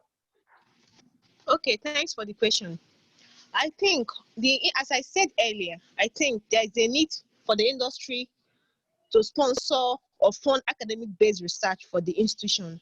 Like, I I know that outside the country, I know one university outside the country, but what they do is that they fund, the companies fund research in the institution. They have a different unit apart from the university, in which they fund the research for that. For example, there is this grid, power grid. They need to improve on their grid system. So if the industry, the industry will kind of help, I think help to create that awareness within universities in Nigeria, for them to engage or sponsor them, fund them to have this, to have a different unit, a research unit. It could be anything. It could be power based, it could be telecom based, it could be any base in terms of mechanical section, any part of engineering, for them to go into research, provide new things. For example, this coronavirus that came, pandemic that came, that we are still suffering. I feel that universities in Nigeria, if industry could sponsor universities in Nigeria, there is that need for them to create that research unit different from the academics. The students in their own way will come there and learn. The lecturers also come there and learn, partner with the company officials there, the industrial officials there, so they will learn. Another thing I feel that they also need to do is they need to invest in schools. What do I mean to invest in schools? In this particular case, I feel that there is a need for them to invest in their staff. There is a need for them to have staff development. For once in a while, the lecturers need to come for training. They partner with the industry. The industry will come for training, train the teachers so that they will improve on their curriculum. Also, they also invest in staff time, invest in development of e-learning materials, provide materials. For example, if they have done 1 or 2 productions, I feel that they need to give. They might be limited in their what they give out, but at the same time, there is a need for them to give lecturers on if there's any innovation that comes. They need for them for the lecturers to improve on what they already know, so that they improve their curriculum. Also, I also feel that another one I know is that another thing I also know that one thing I also feel that they should also do is that they need to have that competitive spirit among them, in the sense that the companies will come and create that competition. For example, I remember when I was in Unilag, there is this training by Alcatel. They came to the school, they did tutorials for the students. So there is that competition. They will tell you that the first 2 or the first 3 that they will sponsor them to go further and as well absorb them in their industry. So if there is that, if they create that awareness, they partner with the school, they will do that. They will do training for the student. I feel that if I'm to go back to secondary university, what I need to do is that I'll go and learn those things. I'll sit down and learn, since they are partnering with the industry is partnering with the students. I think they need to create competition among the students, and also for them to have maybe they have scholarship or have go further in their field. Yeah, thanks. Okay. Thank you very much, Shoni. From what you have said, that means there is a need for partnership between industries and university education.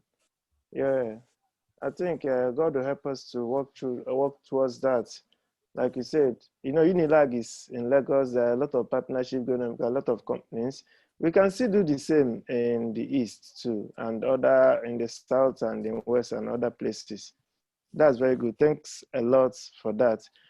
Please, audience, if you want to ask questions, you can use a question and answer column to type in your questions, and we can be able to see it and attend to it. Thank you very much. So the next question will go to Engineer Ndokwe Onora. So, Engineer, please, can you tell us what industry relevant skills are lacking in engineering education? Like you have studied engineering, are there some relevant skills in the industry that you think that are lacking there? Can you pinpoint those skills for us?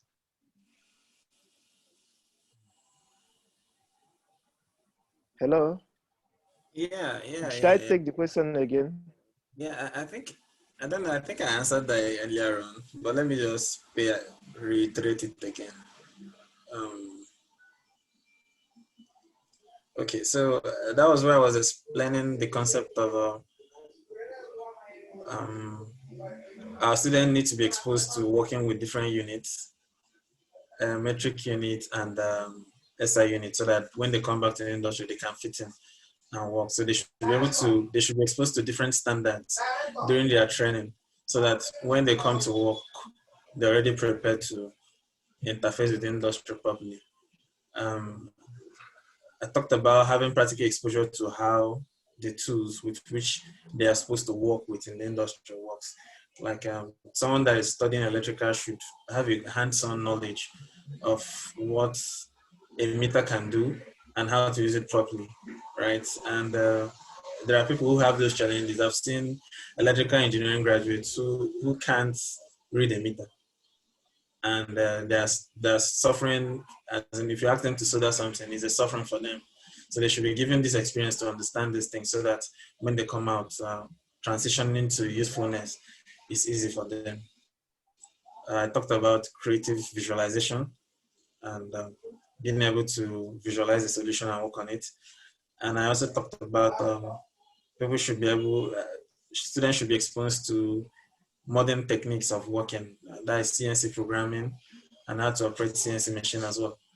And I talked about students being able to use modern tools to do their design and the drawing. But then if I can jump to what I think can help to reduce this gap in the meantime, right? So what you can do to reduce this gap is, when you are training students, the training should be industry oriented. I mean, less emphasis should be given to just passing exam. It's important to pass exam. It's important to be satisfied. It's important to be certified. But there is no certification that is as important as being able to use what you know to achieve real results in real life. I keep telling people that if you have A and I have B, and we come to the field, I execute something and it works, and you come out, you execute your own and it does not work, my friend, you have an F, right? So it is what you do with your knowledge that is more important than, being certified as someone who could answer a question in university, because that's essentially what you did. You answered questions perfectly, right? But engineering is not about asking questions. It's about doing it and doing it well, right? So we should also encourage students to use state-of-the-art industry tools to perform academia work. That is really going to be helpful in resolving the issue. One of my friends talked about when he was in uni, and their lecturers keep insisting that they draw with an approach that was going outdated. And this guy, he likes car. Mind you, this guy is not even an engineer. He's studying arts, but he understands that he can use SolidWorks and modern tools to do his design. So they protested, and voila, they got it. They could then use modern tools to do the assignment. So the same thing we expect in engineering. So if a student should go for his assignment, instead of using a paper to draw a graph for you, and he gives you an Excel sheet that has all the information in it, the lecturer shouldn't be punishing the student for going extra mile or feeling intimidated that the student is using a tool that he didn't teach him. But it should be appreciated that this student is trying to be relevant, right? And using the right tool. So the same thing goes with when you are doing analysis. Yeah, it's good to do your analysis with Byron and paper so you understand the fundamentals. But if a student should tell you how he used the particular software to do that work, credit should be given to him, even if it is not the full credit. It's something very important so that the student don't end up passing the exam, getting certified as engineers, but coming out fundamentally useless, right? Because they cannot fit into the tools of the present day industry. So when students use present day industry to work, they should be encouraged. Yeah. The third thing I want to talk about is to get industry attendance doing project proposal and presentation. I chipped into this earlier on. When a school is organizing a project presentation, it's not just an academic work, right? It's like a transition for the student into practice of engineering. So you should bring people who are doing practice to participate. Get people from everywhere. If you call somebody in ExxonMobil and tell him, man, I have something, I think I'd like you to come. Trust me, if you keep making those calls and keep making those calls and keep making those calls, Shell, ExxonMobil, Sinvuge, CIC, Nigerian brewers, they'll know that, man, this school is actually interested in making sure that what they're doing makes sense. And you see the collaboration coming, right? The same thing should be done during project presentation as it is done during project proposal. So when I talk about industry, I'm not talking about the engineering industry, because when you come to the industry, there's no field that is in a solution. It is only when I design my first product, after designing the first product, that I realize the importance of marketers, right? So when you are doing a project presentation, don't just bring engineers to that place. Bring a marketer. He's going to tell you something that will wow you. You see a marketer telling you, man, how do you think you will sell this thing? Now, for Christ's sake, you are designing a product. It's an engineering product. But after you're done with your engineering, you are still going to take it out to someone to offer it, because you are trying to serve humanity fundamentally, right? So when this guy comes in, a marketer comes in, I've worked with an artist, right? And I can tell you that what an artist thinks, an artist that is doing product development, what he thinks is different from what I think as an engineer. And trust me, when this synergy comes in, you see you designing, bringing out an engineering output that outperforms what they're doing in China. The reason is because, not because you are extremely smarter than those in China. The reason is because you are getting input that is completely local from somebody who understands what you are doing from a local point of view. So it's not only engineers that should be in your project presentation and project defense. Get everybody. They'll give you inputs that will help you become a better engineer, right? So the next thing I'm talking about is collaboration with other departments, and because in the industry, you're not going to work in isolation. So it's also important when you are doing your project in school. If there are other units that you see elements of what they're doing playing out in engineering, try to get them involved too. It may be a little bit cumbersome, but trust me, it's going to be worthwhile, right? This one is the one I'm looking at very interestingly. Most of the time when we were in school, right, and we are going to write exams, most of the exam questions in our exams are always maybe something you learned in class. They will rephrase it and give you in the exam, which is good. A lot of time, because we learned from textbook, they'll go to question in one textbook, either the one we know or the one we don't know. They'll go and lift question from there and drop it. We'll answer it. They will think we've understood engineering because we answered that question.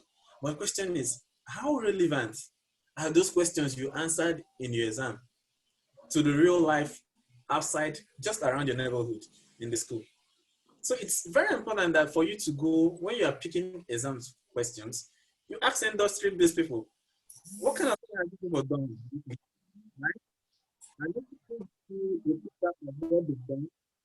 and you take this feedback into your work and say, okay, this guy did this thing. I can extract what he has done and simplify it down to this. And it will fit in what I did. So when you filter it out and say, okay, yeah, this is what I taught them and this is what they've done. Now you can extract that question and give it to your students to answer. Now they've answered an industry-based question in the exam. After the exam, try this. Tell them that this question was gotten from this experience. And come back and tell us how that made them feel. And you'll be sure that you didn't just throw a random question at your student, but you actually gave them a trial, which is like a mock practical of what they're going to face in the industry. Rather than just lift one question from textbook, we'll give you answer. Is it not answer? And what do we know? You have the answer, I have my mark, chicken, and I go out there, I don't have the answer, I suffer. So we need to rewrite that story and make sure that in our exams, especially in higher level exams, there's always questions coming from the industry. Thank you. Yeah, thank you very much, Engineer Ndokwe. Engineer Suji, you're welcome back. Can you hear us perfectly? Hello, Engineer Suji. Can you hear us? Thank you. I'm done. Yeah, thank you so much. I heard you, Engineer Ndokwe. Engineer Suji, can you hear us? Hello, Engineer Suji, you're welcome. Can you hear us? Can you unmute? Hello, moderator. Your mute. Can you unmute? Yes. Yeah, good. I can hear you now. Yes. Hi, Ken. Yeah, I'm done. Sorry, yeah, please, for thank you. what happened. You know, this network. I had to change my Yeah, device. yeah, it's network. We understand. Please, Engineer Suji, before you joined university as a lecturer, you've worked in the industry before then. So can you please tell us how well is Nigerian tertiary institution performing in preparing industry relevant graduates? Hello. Before I can Before hear you, yeah, you have worked in the industry. You've worked with Hello, power Kenneth. holding, I Welcome back. suppose. Okay, okay. You've worked in the industry with power holding, I suppose, Eco Electricity. Please, can you tell us how? yes. Yeah, please tell us how well as Nigerian tertiary institution, how well are they performing in preparing industry relevant engineers? Okay. Thank you Hello? very much for. Yes. Hello. Can you hear me? Yeah. Can you hear me? Hello. Okay. Yeah, I can hear you. Go ahead. Hello. Okay. Okay. In terms of how well they are preparing, well, we're not going to say they are not doing anything. Yes. Hello. Yes, in terms of the preparation, we won't say they are not doing anything. I think to an extent they are doing the best they can give. That's just the truth. Because, like I've always said, you can only give as much as you have. Myself, when I joined Eco Electricity, I joined with just practically empty mind, and that's the truth. If you are joining Eco Electricity as an electrical engineer, you are just coming with an empty mind. And I served in a department they call protection and testing. It's one of the unique departments in fact, I think in the power industry, if you work in protection and testing, you are taken as to be the core. It's like the heart of engineering in NEPA. They don't play with engineers in that department. So actually, when I joined that place, my head was almost empty. We also have this department where they call planning and construction.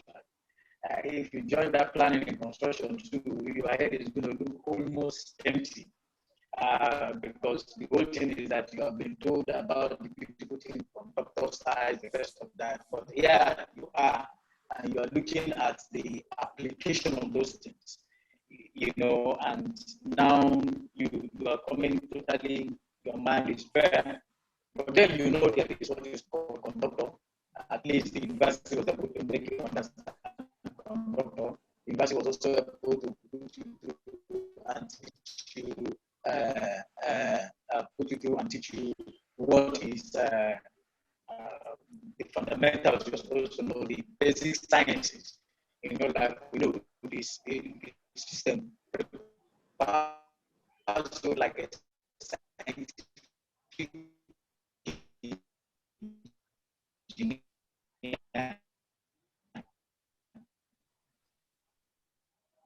All for you to get to the industry and those sciences,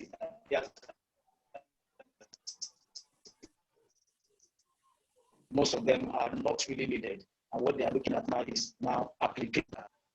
It is really because they're not trying so much, and that's why we have that the company to this moment, we are still battling with experts, and we are still inviting people from abroad, because people are not fully trained, both from school to really go into the industry and take up responsibilities. Now, when I entered NEVA, I told you, I came in with my mind totally empty and everything. I had to start learning everything from square one. Everything I know today, I didn't learn inside the school. I can tell you strongly, those things you were not taught. You were not taught inside the school. You just hear.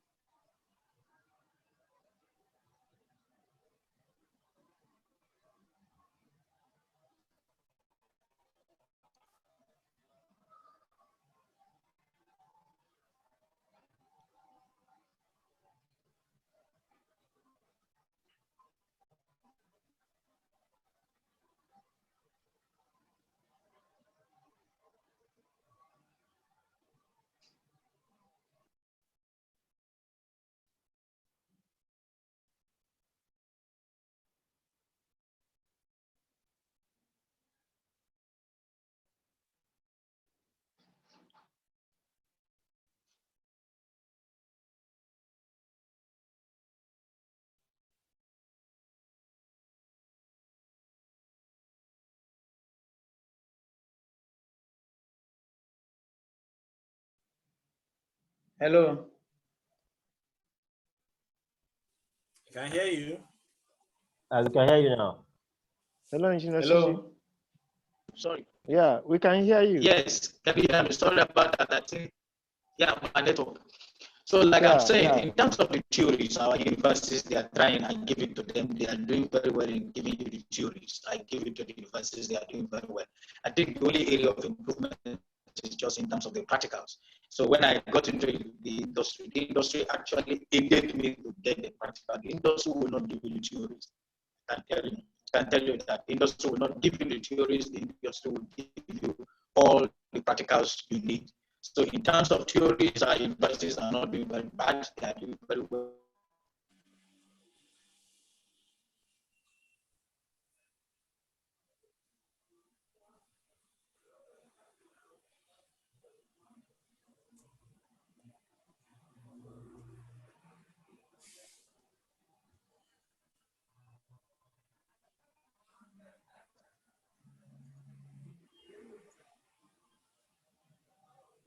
Hello.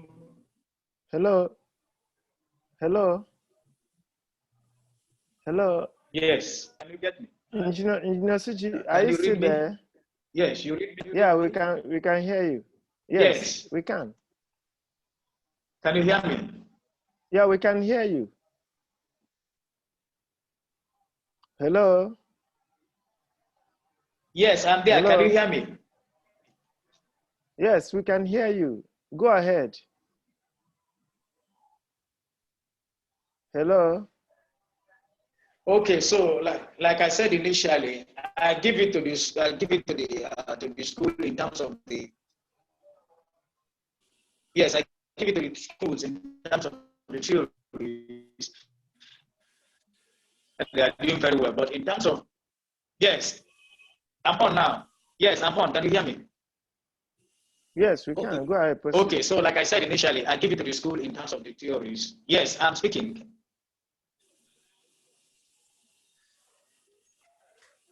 Can you hear me? Can I go ahead?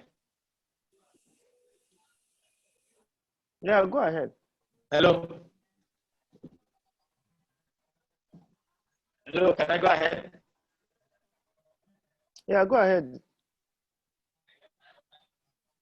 Hello? Yeah, Engineer Suji network seems to be breaking. Hello? Hello, Engineer Suji, can you hear us?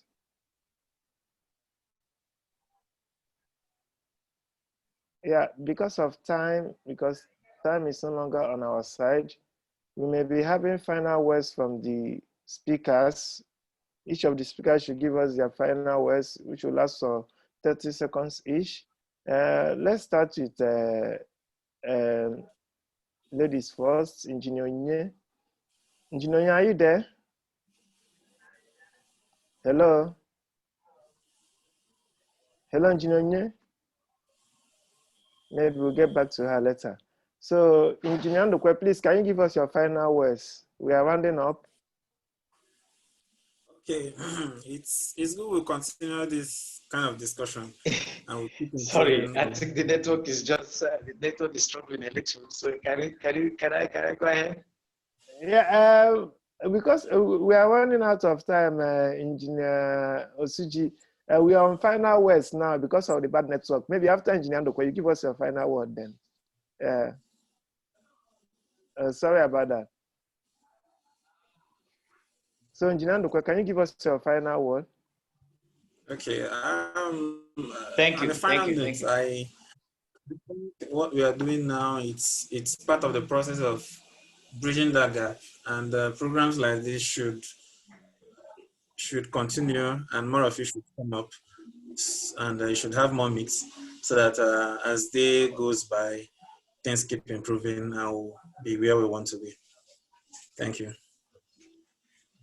Yeah, thank you very much. Engineer Osuji Chimereze, please, can you give us your final word?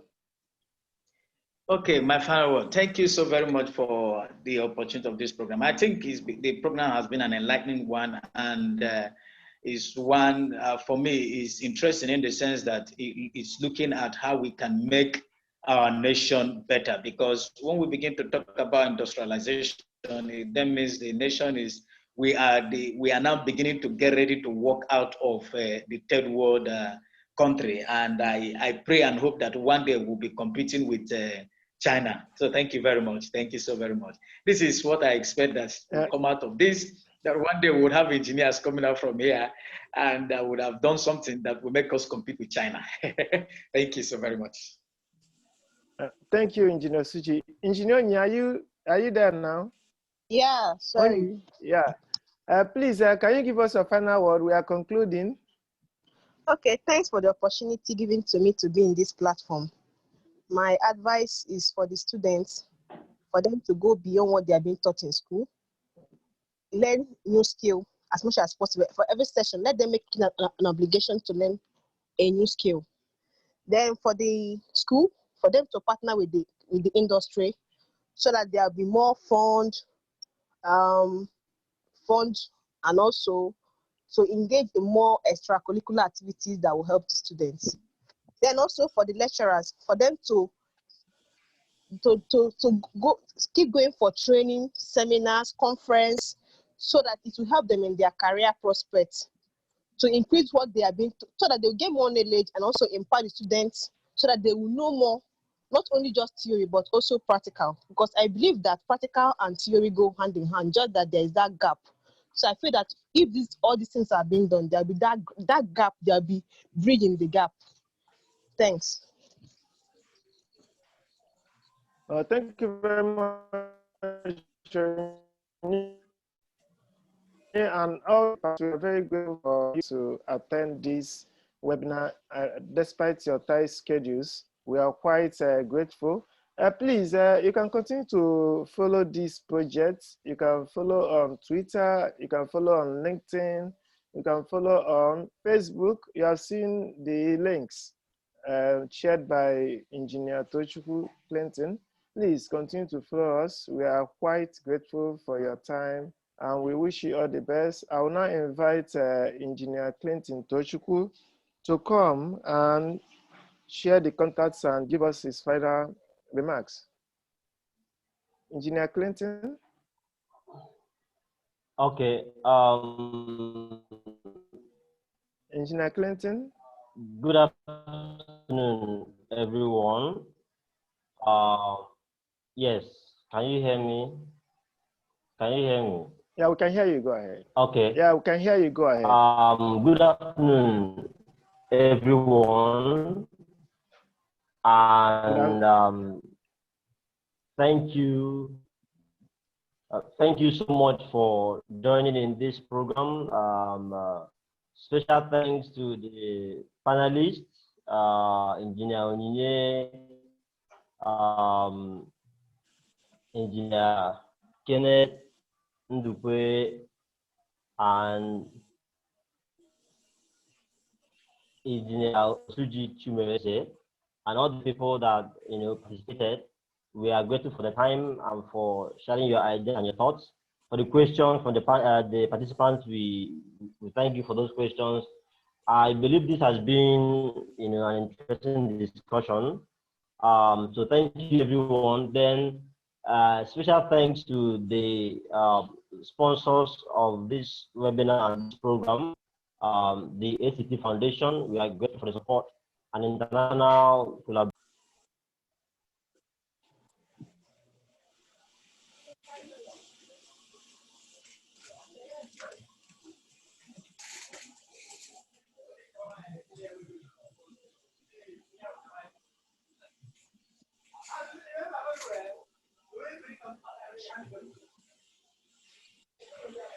Clinton, can you unmute?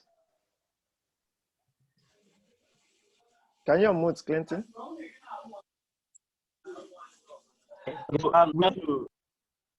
Yes, I can hear me now. Yes. Yeah, yes. I can hear you. You Hear me? Go ahead. Yeah, go ahead. Proceed. Hello? I can hear you. Go ahead. Hello? Yeah, go ahead. Proceed, Clinton. We can hear you. Okay. Go ahead, Clinton.